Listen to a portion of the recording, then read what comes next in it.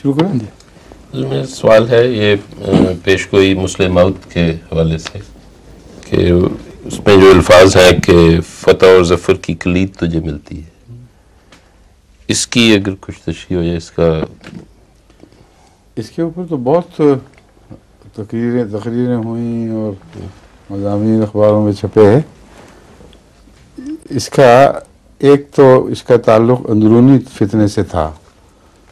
हज़रत मुस्लिम मौद तो बिल्कुल छोटे थे, 24 साल की उम्र थी जब खिलाफत फ़ायज़ हुए हैं, और मुकाबले पर जो पैगामियों का फितना था, अहले लाहौर जिनको बाद में लाहौरी बने, वो चोटी के अंजुमन के मेंबरान बारसूख और उनमें उलमा दीनी दुनियावी हर किस्म के, जबकि हज़रत मुस्लिम मौद की ना सिर्फ उम्र छोटी बल्कि तालीम भी कुछ नहीं थी।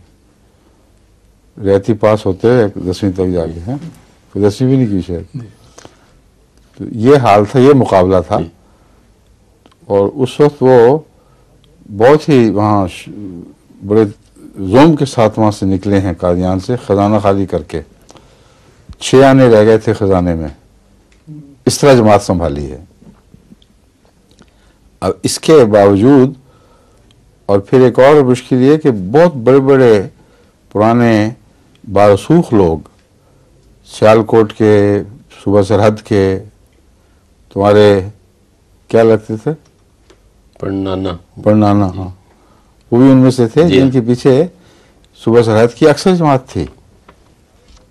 और वो सारे मौलवी मोहम्मद अली साहब और उनके दोस्तों से, उनके बारसूख लोगों से मुतासर होकर उनके साथ अलग हो गए।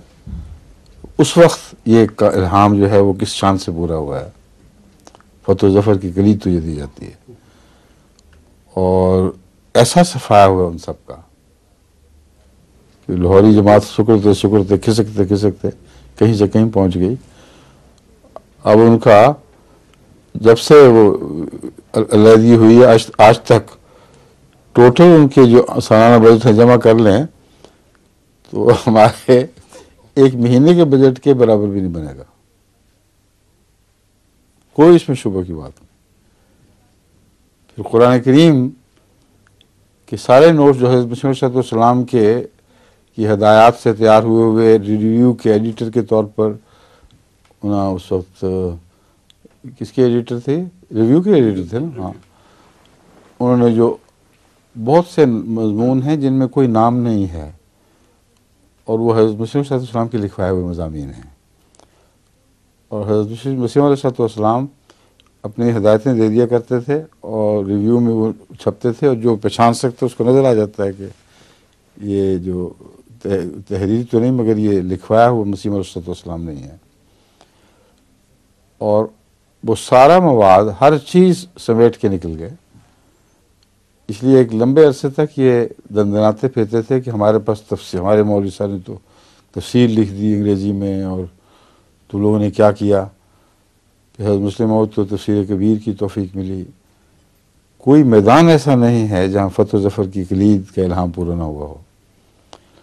फिर मुखालफों का शोर, उसके मुकाबले पर फिर टकराना उनसे। तो ये इल्हाम इस किस्म के इल्हामात में से हैं जो बार बार पूरे हुआ करते हैं बड़ी शान के साथ। खाली फतह की कलीद भी कहा जा सकता था, मगर फतह ज़फ़र में एक ज़फ़र ने एक शान पैदा कर दी है जो खाली फतह के लफ्ज़ में नहीं है। तो इकट्ठे हो जाएं तो फिर उसमें एक नई शान पैदा हो जाती है। और आप बताएं, तारुफ बुलाते जाएं।